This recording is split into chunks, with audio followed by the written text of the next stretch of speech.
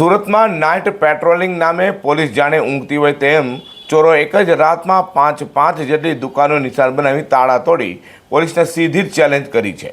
સુરતના સીતાનગર ચોકડી પાસે 2 દવાખાના સહિત 5 દુકાનોના તાળા તોડી ભાગે છૂટેલા રીઢાઓ સીસીટીવીમાં કેદ થતાં પોલીસે તપાસ હાથ ધરી છે।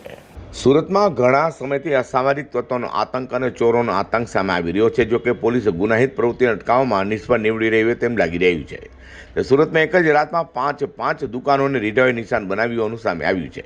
ફૂલ ગુલાબી ઠંડી વચ્ચે પોલીસ પેટ્રોલિંગના નામે મીંડું હોય તેમ રીઢાઓએ એક સાથે 5 દુકાનો નિશાન બનાવી છે અને તાળા તોડ્યા હતા। સુરતના સીતાનગર ચોકડી પાસે આવેલા અજમલ ધામ પેલેસમાં 2 દવાખાના સહિત 5 દુકાનોને રાત્રિના સમયે તસ્કરોએ નિશાન બનાવી હતી। તો 5 દુકાનો નિશાન બનાવનાર રીઢાઓ સીસીટીવીમાં પણ કેદ થયા છે। બનાવની જાણ થતાં જ પોલીસ કાફલો પણ સ્થળે દોડી ગયો હતો અને તપાસ હાથ ધરી હતી। જો કે એક જ રાતમાં 5 દુકાનોને ચોરો નિશાન બનાવી તાળા તોડી હોય, જેને લઈને પોલીસની પેટ્રોલિંગ સામે પણ સવાલો ઊભા થઈ રહ્યા છે। Bureau report G10 news.